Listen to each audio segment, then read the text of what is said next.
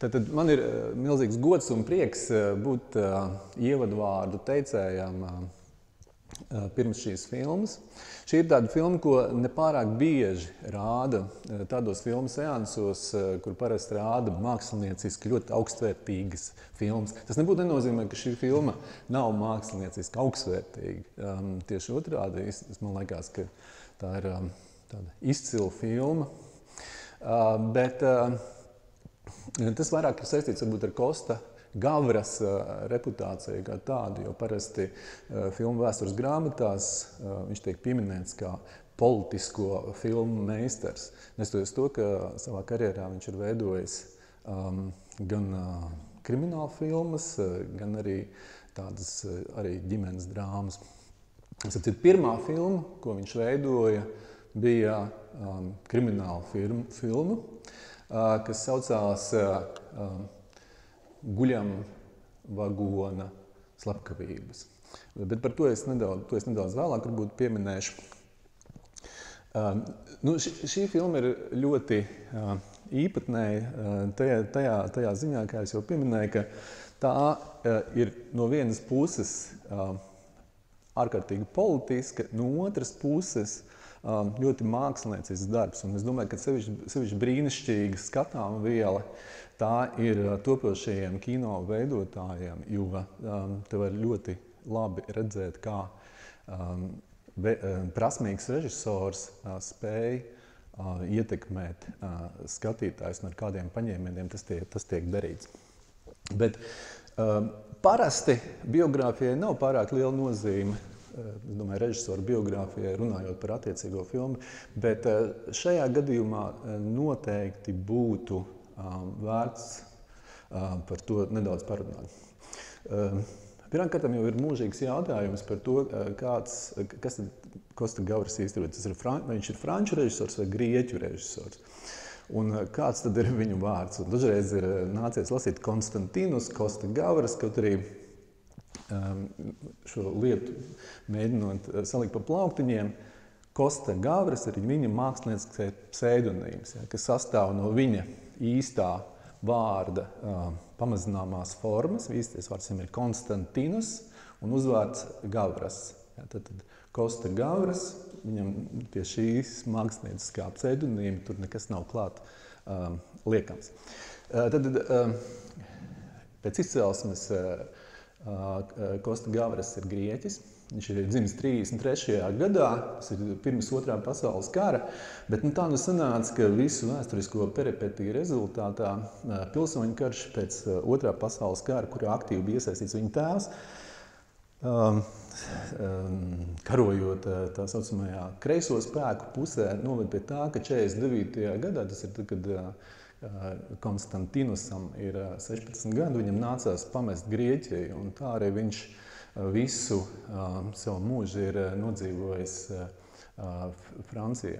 Sākumā viņš gan mēģināja nokļūt Amerikas Savienotās valstīs, tas viņam neizdevās, bet Francijā viņam izdevās nokļūt, kur sākumā viņš studēja ar kino nesaistītā jomā, proti literatūru, bet jau pēc pāris gadiem studijas pameta un nolēma iestāties prestižajā Francijas kino augstskolā PIDEC, kas tagad saucās La Fimi. Atšķirībā no daudziem citiem režisoriem, kas prominenti kļuva 60. gados, franču režisoriem, es domāju, Kosta Gavrasam ir liela priekšrocība tas, ka viņam ir tiešām nopietna kino izglītība, un ne tikai nopietna kino izglītība, bet arī nopietna pieredze strādājot franču kino industrijā. Un tas ir viens no tādiem galvenajiem spēcīgiem elementiem, kas arī padara viņa filmas patiešām jaudīgas. Proti, pēc filmu skolas pabeigšanas, tas bija 58. gadā, Kosta Gavras gandrīz 10 gadus pavadīja strādājot kā režisora asistents. Viņš strādājis pie gandrīz tā laika franču kino zieda, tādiem klasiķiem kā René Clemons, Žaks Bekers, Marcels Ofuls, René Klērs. Manuprāt, ka tieši pateicoties šai pieredzei uz laukumu, tam, kā viņš spēja saprast, kā kino darbojās tieši tādā populārā veidā, kā tas iedarbojās uz skatītāju. Nevis tas, ko iemāca kino skolā, kaut kādas noteiktas tehniskas paņēmienus, bet pārbaudīt uz savas ādas tieši strādājot kopā ar šiem meistariem, kā tas notiek, ja? Kā tas darbojās. Un man liekas, ka tieši tā filma, ko es pieminēju, kas stāv ārpus Kosta Gavras daļredzes konteksta, proti guļam vagona slepkavības, ir brīnišķīgs piemērs tam, kā amata prasme, tas, ko varētu nosaukt par profesionalitāti, spēja izveidot tādu kvalitatīvu, ļauj izveidot tādu kvalitatīvu filmu, kas skatītājiem iet pie sirds. Ja. Un tieši pateicoties šai filmai, Kostam Gavrasam izdevās 65. gadā ielausties franču kino industrijā kā režisoram. Tad mēs esam nonākuši apmēram līdz tam laikam, kad radās ideja veidot filmu Z. Pēc guļamvagonu slepkavībām gan Kosta Gavras uztaisīja vēl vienu filmu, tā bija Otrā pasaules kara drāma, kas saucās Vienam cilvēkam tas ir par daudz. Bet šis bija tieši tas projekts, ko Kosta Gavras bija ļoti nopietni lolojis jau strādājot pie šīs Otrā pasaules kara drāmas. Un tas ir ļoti, ļoti dziļi saistīts ar viņa saknēm, ar Grieķiju. Filmā jūs nedzirdēsiet nekādu faktu, netiks pieminēta Grieķija, bet ir pilnīgi skaidrs, ka darbība norisinās Grieķijā. Tā ir balstīta uz patiesiem notikumiem. Proti, vēsturiskā situācija izveidojās tāda, ka 64. gadā Grieķijā norisinās visi šie notikumi, ko jūs redzēsiet filmās. Un tie ir diezgan precīzi atainoti arī filmā. Tāds ļoti pazīstams grieķu rakstnieks Vasilis Vasilikus 67. gadā uzrakstīja par šiem notikumiem grāmatu. Vēlāk Vasilis Vasilikovs kļuva par Grieķijas parlamenta deputātu. Man liekas, ka viņš vēl tagad joprojām ir un bija Grieķijas vēstnieks UNESCO. Bet Vasilis Vasilikovs izdeva šo grāmatu 67. gadā, un Kostam Gavrasam bija skaidrs, ka to noteikti vajadzētu ekranizēt. Jo tas notika tieši tajā pašā gadā, kad Grieķijā varu pārņēma tā saucamā militārā hunta. Par to, kādi notikumi ir aprakstīti šajā grāmatā, es sīkāk neko neminēšu, tikai atkārtošos, ka to jūs redzēsiet uz ekrāna un ka tie ir diezgan precīzi pārnesti ekrāna formā, izmantojot Vasila Vasilikovs literāro materiālu. Vien to pieminēšu, ka darbojošies personas šajā filmā, kuriem ir gan doti citi vārdi, vai pat vārdi nav minēti, ir balstīti uz reāliem vēsturiskiem personāžiem. Proti maģistrāts, kurš izmeklē noziegumu šajā filmā, ko atveido Žans-Louis Trintiņans, ir balstīts uz reālu vēsturisku personu Hristu Sarcetakisu, kurš vēlāk kļuva par Grieķijas prezidentu 80. gadu beigās. Savukārt Īva Montāņa, atvedotais varonis, ir balstīts uz citu grieķu politiķi, Lambraki, kurš filmā viņš tiek nosaukts par olimpisko čempionu, bet īstenībā viņš piedalījās olimpiskajās spēlēs. Tā varbūt ir tāda neliela neliels māksliniecisks izpušķojums. Kā es teicu, es cenšos izvairīties no tiešas ieslīdēšanas kaut kādos sižetu pavērsienos, pieminēt to, ka šī filma tiešām ir balstīta uz vēsturiskiem faktiem, kas ir, man liekas, ļoti būtiski. 69. gadā Kostam Gavrisam izdevās šo projektu palaist. Lielā mērā pateicoties veselai virknei ārkārtīgi talantīgu un ārkārtīgi enerģisku cilvēku. Pirmām kārtām es gribētu izcelt vienu. Tas ir tajā laikā ļoti populārais franču aktieris Žaks Perēns, kuram vispār bija, tad, man liekas, ja nemaldos, 26 vai 27 gadi, kurš uzņēmās šīs filmas producēšanu, un šajā filmā jūs viņu redzēsiet fotogrāfa lomā. Žaks Perēns vispār ir unikāla personība, kuram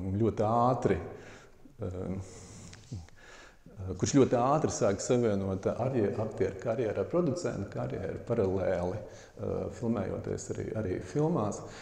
Un pēdējos gados, mēs domājam, pat īstenībā to pat nevarētu nosaukt pēdējos gados, pēdējās pāris desmitgadēs, viņa galvenā interese ir saistīta ar dokumentālo filmu veidošanu. Viņš ir bijis gan producents, gan režisors tādai slavenai filmai, kā piemēram kā Mikrokosmos, kur es domāju, ka daudzi ir redzējuši pilnīgi absolūti citu pasauli. Tieši pateicoties Žaka Perēna enerģijai, pateicoties tam, ka viņš nepadevās tajos brīžos, tad, kad Francijā naudu dabūt šim projektam, kas, protams, tā laika Francijas politiskajā situācijā. Ir svarīgi saprast, ka tas ir 69. gads, tas ir gadu pēc 68. gada notikumiem, pēc studentu nemieriem Francijā, kas bija saistīti, kā zināms, ar franču cinematēkas vadītāja Henri Langlois mēģinājumiem noņemt no amata franču cinematēkas vadītāja Henri Langlois, kas beidzās ar tādiem nemieriem un viņa atjaunošanu darbam šajā amatā, ka ļoti grūti šādām politiski ļoti slidenai tēmai, politiski ļoti slidenam produktam bija atrast finansējumu. Bet, kā es minēju, Žaks Perēns nepadevās, un viņš atrada sadarbības partneris Alžīrijā. Alžīrijas produkcijas kompānija, valsts finansēta produkcijas kompānija, filmu veidošanas kompānija, piešķīra diezgan lielu naudu šīs filmas veidošanai. Un šī filma praktiski 90% no tās tika uzfilmēti Alžīrijā. Ja. Un tas ir vēl viens ļoti interesants, protams, moments šīs filmas sakarā, jo Alžīrijas karš nebija beidzies nemaz tik sen, tikai nepilnus 10 gadus atpakaļ. Un Francijā tas bija ārkārtīgi, tas atstāja milzīgu rezonanci Francijas sabiedrībā un būtībā lielā mērā tieši pateicoties šiem notikumiem, šim karam, Francijas politiskajā dzīvē 60. gadu sākumā un 60. gados vispār notika diezgan radikālas izmaiņas. Tātad, kā es minēju, Žakam Perenam izdevās šo filmu dabūt naudu no šīs Alžīrijas kompānijas, un tā tika uzfilmēta Alžīrijā. Pateicoties saviem personīgajiem kontaktiem, viņš jau bija iepriekš sadarbojies ar Žanu-Luiju Trintiņānu, kas bija samērā liela zvaigzne Francijas kino tajā laikā. Un personīgajiem kontaktiem vai personiskai draudzībai ar Yves Montagnu viņiem izdevās dabūt šos divus tajā laikā, varētu teikt, viens no nozīmīgākajiem, ietekmīgākajiem franču aktieriem šajā filmā. Vēl, ko noteikti es gribētu atzīmēt, tas ir Mikis Theodorakis, grieķu komponists, ar ko sadarbība šīs filmas sakarā izveidojās ārkārtīgi īpatnēji. Proti, tad, kad militārā hunta bija paņēmusi varu Grieķijā 67. gadā, viņš atradās mājas arestā. Un pie viņa praktiski nebija iespējams piekļūt. Un viņš pa konspiratīviem kanāliem aizsūtīja viņam vēstuli, kurā lūdza atļauju izmantot viņa skaņdarbus, Mika Theodoraka skaņdarbus šīs filmas skaņu celiņā, ko viņš arī Kostam Gavrasam deva. Es varbūt uzreiz pieminēšu, ka tur attiecībā uz filmas skaņu celiņu ir arī ļoti interesants varbūt pieminēšanas vērta detaļa, ka Kosta Gavras atļāvās visnotaļ brīvi darboties ar šo muzikālo materiālu, un viens no viņa tādiem radošajiem atradumiem bija Mika Theodoraka muzikāla darba atspēlēšana atpakaļgaitā, ko jūs varbūt filmā es varu pieminēt tajā brīdī, kad Yves Montagns saņem sitienu pa galvu, tad skan Mika Theodoraka mūzika atpakaļgaitā, ko, protams, Miks Theodoraks, noskatoties šo filmu, neatpazina. Viņam bija liels pārsteigums, ka tā šajā sekvencē ir izmantota viņa mūzika. Otra ļoti nozīmīga persona, kas piedalās šajā filmā, ir grieķu aktrise un dziedātāja Irēna Papas, kura tajā laikā bija savā slavas zenītā, pateicoties filmai Zorba Grieķis, kas iznāca 64. gadā, ko veidoja cits grieķu režisors Mihailis Kokajānis. Un attiecībā uz Irēnu Papas bija tāds, ka viņas status grieķu sabiedrībā bija tik ietekmīgs, viņa bija tik nozīmīga, ka hunta neuzdrošinājās nekādā veidā iebilst. Iespējams, ka viņa bija vienīgā grieķu izcelsmes vai grieķiete, kur baudīja tam līdzīgas privilēģijas huntas laikā. Tad viņa varēja pamest, ierasties Grieķijā, nebaidoties no represijām.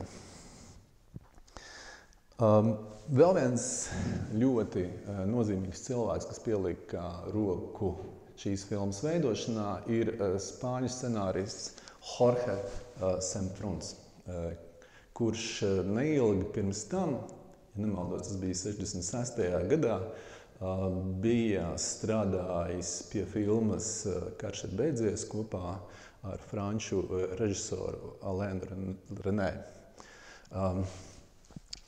Līdzīgi kā Irēna Papas un Mikis Theodorakis, Yves Montagns, un pats Kosta Gavras, arī Jorge Sempruns bija cilvēks ar ļoti, ļoti izteikti kreisiem uzskatiem.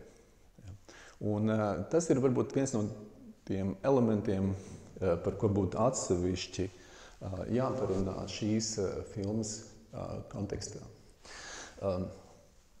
Es jau pašā sākumā pieminēju, ka šī filma ir tāda dīvaina kombinācija starp populāru kino un mākslas kino, kas būtībā varētu teikt, ka 60. gados piedzīvoja savu uzplaukumu. No vienas puses šī filma skatītājiem ir ļoti viegli uztverama, jo ir ļoti skaidri labie, skaidri iezīmēti labie, skaidri iezīmēti sliktie, skaidri iezīmēti godīgie, skaidri iezīmēti negodīgie, bet te pašā laikā visi tradicionālo varas struktūru pārstāvi, visi personāži, kurus redzēsiet uz ekrāna, būtībā nepārkāpj tādu komiksu grāmatu personāžu ietvaram. Ja. Tie paliek kā tādas gluži vai simboliskas figūras, kas veic kaut kādas noteiktas darbības. Un tas, savukārt, ir izteiktā kontekstā ar labajiem. Ja? Un tā ir ļoti interesanta kombinācija, ka te pašā laikā Kosta Gavras atļaujās tādus vairāk mākslinieciskām filmām raksturīgus izteiksmes līdzekļus, atainojot kreiso spēku pārstāvis. Ja, tur ir ārkārtīgi interesants tādas neordināras montāžas sekvences, atmiņu kadri, kas saistīti gan ar Īvu Montāņu, gan ar Irēnu Papas, ja, kas neapšaubāmi šai filmai piešķir tādu papildus dimensiju, tādu personīgo elementu, tādu noslēpumainību, ja, kas nebūtu nav raksturīgs populāram kino kā tādam. Es jau pieminēju Miki Teodoraki. Viņa mūzika skan filmā samērā daudz, ir vairākas tēmas, ja, kuras tur var diezgan viegli piefiksēt. Filma sākās ar brīnišķīgu gandrīz vai seriālu sekvenci Mika Teodoraka mūzikas pavadībā, kas no vienas puses iespējams ir tāds, manā skatījumā pārāk tāds uzbāzīgs mēģinājums ievietot metaforiskā valodā varas struktūru attiecības ar pakļautajām struktūrām. Bet no otras puses tas tiešām strādā. Tā sekvence ir brīnišķīga. Tā arī ir... filmai svarīgs ir sākums. Ja? Un šī sekvence uzdod ļoti daudz jautājumus, ir vizuāli ārkārtīgi interesanti un te pašā laikā iezīmē to vidi, kurā darbojās šīs varas struktūras. Un šeit noteikti es gribētu pieminēt vēl vienu ārkārtīgi nozīmīgu figūru šīs filmas tapšanā, ko pats Kosta Gavras izvēlējās, rūpīgi domājot par to, kurš būtu vispiemērotākais operatora amatam. Un viņa izvēle krita uz franču kino leģendu Raulu Kutāru, kurš vispazīstamāks neapšaubāmi ir Godāra filmas Bez elpas sakarā, bet ir veidojis, es nevaru par desmitiem brīnišķīgu filmu. Un šis Raula Kutāra rokraksts, ja, kas savieno tādu augstu profesionalitāti, brīnišķīgu gaismas faktūru izjūtu ar tādu dokumentalitātes pieskaņu, man liekas, ir viens no tādiem galvenajiem šīs filmas trumpiem. Man ļoti patīk, ka Kosta Gavras nebaidās būt eklektisks, ka viņš izmanto ļoti dažādas izteiksmes līdzekļus šajā filmā. No tādas klasiskas drāmas, no filmas, kur lielā mērā varētu nosaukt par tādu spriedzes trilleri. Viņš nebaidās pāriet drāmas pasaulē, tādā varoņa iekšējo pārdzīvojumu pasaulē. Tas gan tiešām attiecās tikai uz labējiem, kas būtiski to pieminēja. Es atceros, vai es nerunāju pārāk ilgi, jo īstenībā ir uz to pusi. Es mēģināšu lēnām vai pakāpeniski pielikt punktu, jo man liekas, ka šī ir tāda tiešām unikāla iespēja apskatīties šo filmu, apskatīties šī režisora veikumu, jo, kā jau minēju, ļoti reti Kosta Gavras filmas tiek rādīts šādā kontekstā. Un es noteikti gribētu vērst jūsu uzmanību uz to, kā Kosta Gavras ir strukturējis, kā viņš šo filmu ir veidojis. Ja? Un tas, man liekas, ir ļoti būtisks aspekts un kaut kādā veidā nepelnīti režisori, kuri ir lielā mērā likuši uzsvaru uz amatprasmi, uz profesionalitāti, atšķirībā no jaunā viļņa režisoriem, kuri konceptuāli zināja, kādas filmas viņi gribētu taisīt, bet praktiski būtībā mācījās uz filmēšanas laukumu, tad Kosta Gavras režisora rokrakstā var just tādu apzinātību, tādu izteiktu, to varētu nosaukt par režisora meistarību un precizitāti. Un strādājot šādos apstākļos, ja, Alžīrijā ar milzīgām masām, ja, tādā nezināmā vidē, tas liecina par ļoti, ļoti lielu meistarību, augstu meistarību.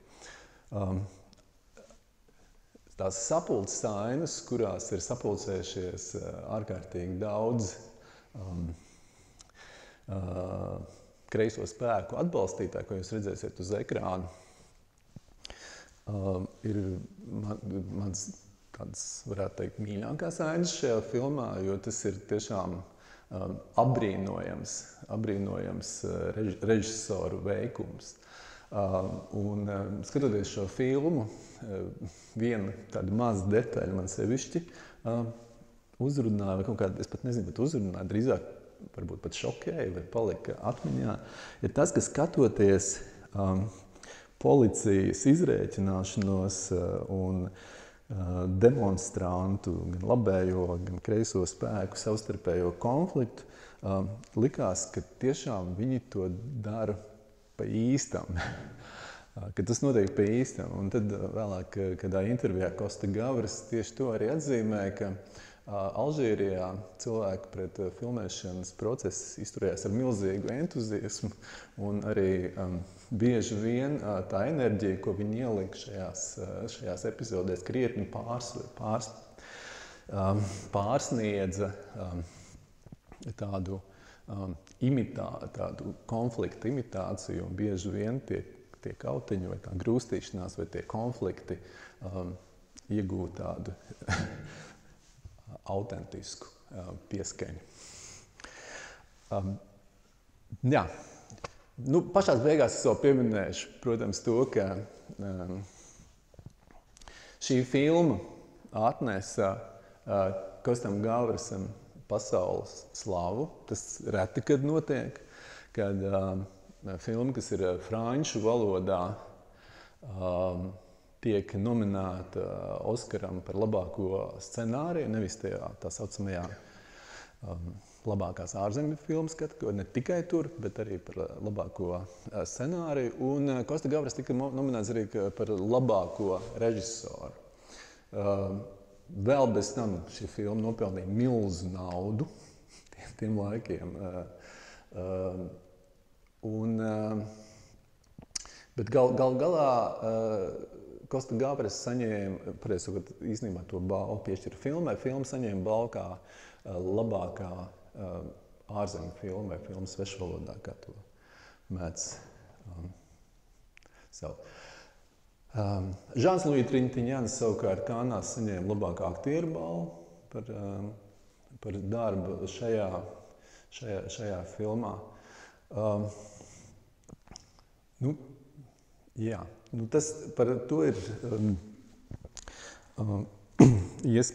manuprāt, var strīdēties, cik jaudīgs ir tieši Trintiņana aktieru darbs, tīri no aktieru spēles, dažādu nianšu analīzes, jo, manuprāt, viņš šajā filmā darbojās tādā ļoti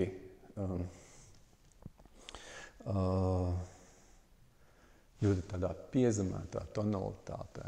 Tur nav nekas tāds ārkārtīgi ekspansīvs vai ekspresīvs. Tieši otrādi viņš tāds viens no retajiem personāžiem šajā filmā, kas tāds stabilitātes garants plūst cauri šajā vidē, kur ir iesaistītas divas asi konfliktējošas puses. Es liekas, esmu norunājis krietni daudz. Es jūs gribu brīdināt, ka šī filma ir ļoti gara. Neteiksim ļoti gara, bet vairāk nekā 2 stundas gara. Tā kā es neatņemšu jūsu dārgo laiku un ceru, ka vismaz kaut kādu vēsturisko priekšstatu vai kaut kādu kontekstu, kā šī filma par to laiku es spēju dot, un ka tas jums iespējams palīdzēs šo filmu varbūt labāk saprast tieši tā laika kontekstā. Ko es vēl nepieminēju? Es pieminēju Franču cinematēku, un tā, man liekas, ir ārkārtīgi interesanta detaļa, ko noteikti vajadzētu pieminēt. Franču cinematēka kā galveno epicentru 68. gada notikumiem Francijā. Un ļoti interesants ir fakts, ka Kosta Gavras 2 reizes ir bijis cinematēkas prezidents. Un tieši pašlaik ir viņa 2. termiņš cinematēkas prezidenta amatā. Man liekas, ka šis fakts ir ļoti, ļoti tāds nozīmīgs, lai to pieminētu, jo tas parāda to, ka Kosta Gavras nav tikai tas klasiskais politisko filmu meistars, kuram nekas cits neinteresē, kā tikai cīņa par kreiso spēku uzvaru, bet arī cinefils. Kino mīļotājs, kino cienītājs, cienītājs varbūt tas vārds, kas īsti, cinefils, man liekas, ka šis viegli latviski nepareizais vārds visprecīzāk viņu apzīmē. Un šī mīlestība pret šo mākslas formu ir jaušama arī šajā filmā. Tur ir ārkārtīgi daudz brīnišķīgi brīži, kad skatītājs nevar neiesaukties. Ģeniāli! Tas arī bija viss. Tagad gan.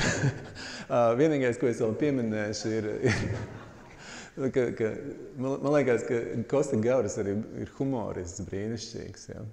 Un, lai nebūtu tā sajūta, ka viņš ir tāds ārkārtīgi nopietns politisko ideju bīdītājs. Un kas man liek par to domāt, ir tas, ka viņš doktora lomai šajā filmā, tā ārsta lomai, kurš paziņo par Īvu Montāņa nāvi, izvēlējās operatoru Raulu Kutāru. Man tas liekas ārkārtīgi amizanti un smieklīgi. Paldies jums liels un patīkami skatīšanos!